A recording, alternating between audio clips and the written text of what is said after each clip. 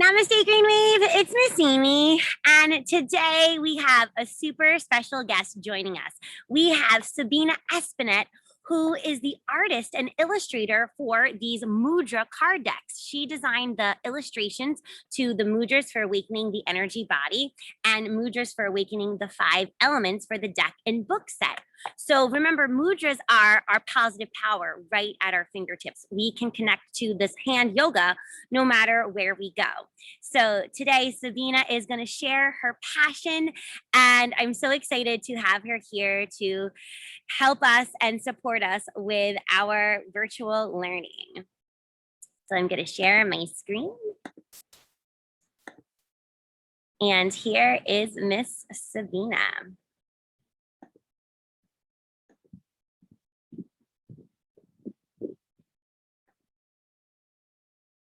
Hi everyone, I'm Sabina. It's nice to be here today, join you guys during your summer camp. Thank you to Amy for inviting me to talk a little bit about what I do. I am here in Colorado and this is my art studio. You can see a little bit of the materials behind me and some of my old paintings in the background. As I said, I'm an artist. I've done this for about 30 years now, and I illustrated the 2 card decks that you guys use for your yoga practice. And I've also done a lot of other different kinds of mediums. I consider myself a mixed media illustrator now, but I started out doing oil paintings, traditional kind of paintings on canvas. And then I felt like I enjoyed mixing different kinds of materials more. So I started doing mixed media, which means that I use ink, colored pencils, paint. There's even some little jewels sometimes that I like to affix to my paintings. And this is all on watercolor paper. So it's just a little bit different. And I get to kind of play with all different kinds of materials. So today I want to talk to you a little bit about how I got into painting and kind of the process of making the mudras cards. I grew up in South America. My parents are from the Caribbean, but I was born in Colombia and I lived there until I was about 11. And during that time, my family traveled a lot around the countries in South America because of my dad's job. So my sister and I spent a lot of time together and we would use our imaginations and do a lot of drawing and coming up with our own games. And so we were both very creative from an early age. And when we moved to the States, I was about 11 and my parents really wanted a chance for my sister and I to get a good education. And so that was really important to them. And I continued taking art classes all throughout school and in high school. And I eventually decided to go to university for art, and I got a painting degree.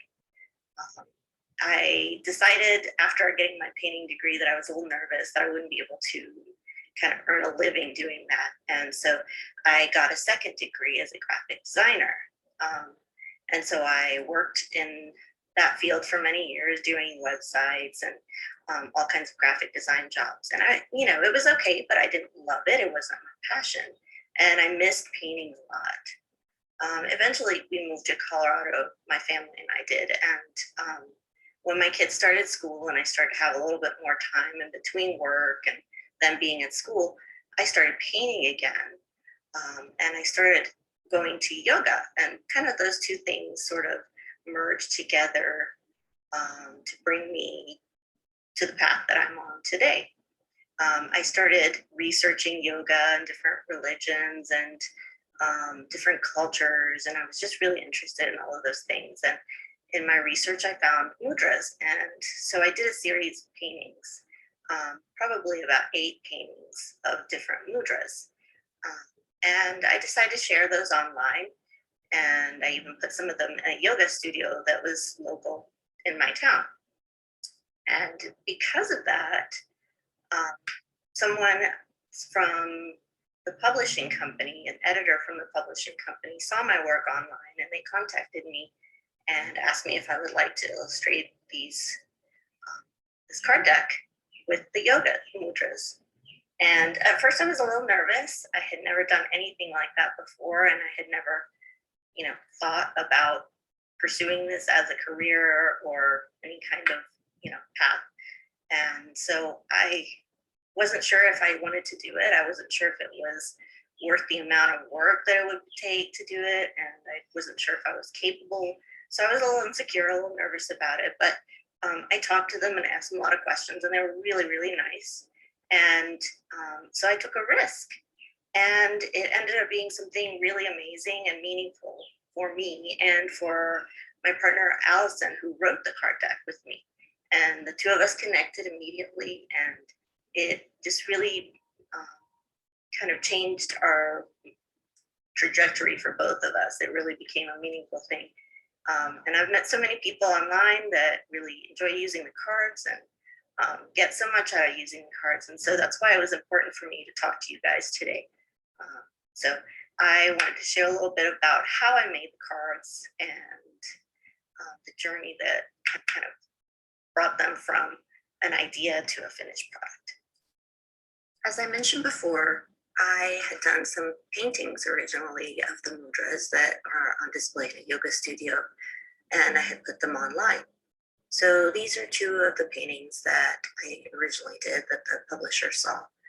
So once they contacted me and I agreed to do the mudras deck, the first one, I wasn't really sure what would translate well to cards or what would look good. And so I did a couple of little experiments, and I sort of did little sketches to show them. So this is me at my dining table working on one of the little sketches and just kind of playing around with colors.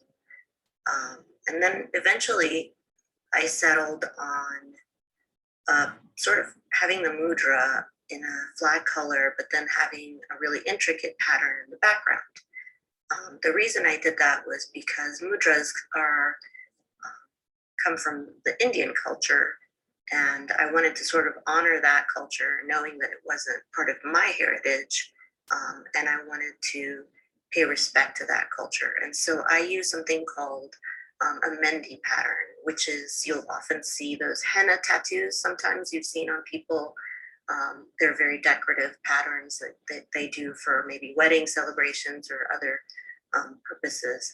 So they're just patterns usually of plants or flowers or paisleys and different little motifs of patterns. So I spent a lot of time researching those, and I kind of developed my own little style of doing them for each mudra.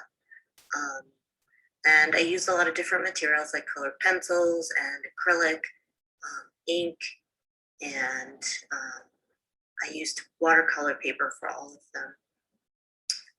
And so to keep them consistent, I would have to work on each set at the same time so that all the colors would turn out right. So for each chakra color, so there was red, orange, yellow, blue, green, kind of the rainbow colors, but they go with the chakras. And each one, I would work on all four at the same time. And as one set was drying, then I would be working, like doing the color pencil on another one. And so my dining table ended up being full of mudras cards all the time while they were drying and while I was working on them. So here's a little shot you can see of them in progress. And eventually I delivered all of the paintings and had to scan each one and send them over to the publishing company. So then they would, once they get them in, they do all the graphic design and add the text and all that. So you can see here's a kind of unfinished painting, my painting, and then next to it is the finished mudra card. So you can see what it looks like before and after. And then for the second card deck, instead of doing the Mendi pattern, I wanted to continue the idea. But since the second deck was all about the elements, fire, air, water, space, I made up sort of like a little mandala design that was consistent for each element. So fire had little flames and water had water waves splashing around. And you can see here, I did a final mandala that was used on the book, little booklet that goes inside with the mudras. And so that had all the elements, but you can see they added in the green background, and, used it with the graphic designer, used it to put on the book cover. So there was a lot of little steps along the way in the process, but it was a really fun process, and I learned a lot about my artwork and about how to streamline things, make them go a little smoother each step of the way. And since then, I've done 2 more card decks, and so it's been really a lot of fun getting to work on these. Just to wrap things up, I want to say doing these mudras decks has been, it was a surprise, but it was something that just really has filled me up. Of being able to help people with their mental health and with their yoga practice and meditation. All of those things are so meaningful to me, and they've helped others. And so this opportunity just came up out of nowhere for me. So I would encourage you, if there are things along the way that are presented to you and there's something you're passionate about, don't give up. Keep trying different things. Don't feel like they're failures if they don't work out. Sometimes they work out, sometimes they don't, but they lead you to the thing that you really want to do. So keep trying. And thanks again for having me here. It's been really fun. And maybe we can end with a little sequence of mudras that I like to do. So I will show you the cards first, and then maybe we can do them together. And I hope you have a great day. So we'll start with Abhaya Mudra, which is fearlessness. This is one sometimes you see the Buddha doing. The next one is open heart. And the next one is one of my favorites, unconditional love.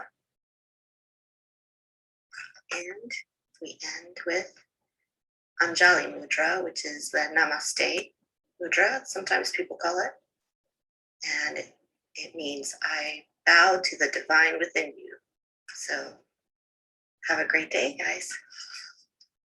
No fear. Open heart. Unconditional love. Namaste.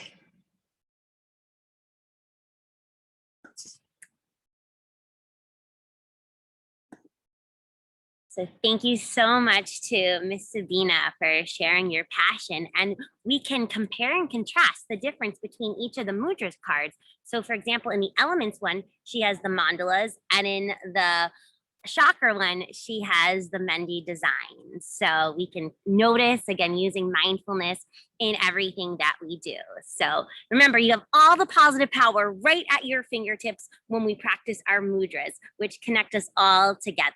So thank you so much, Miss Sabina, and thank you so much, Green Weave. Namaste.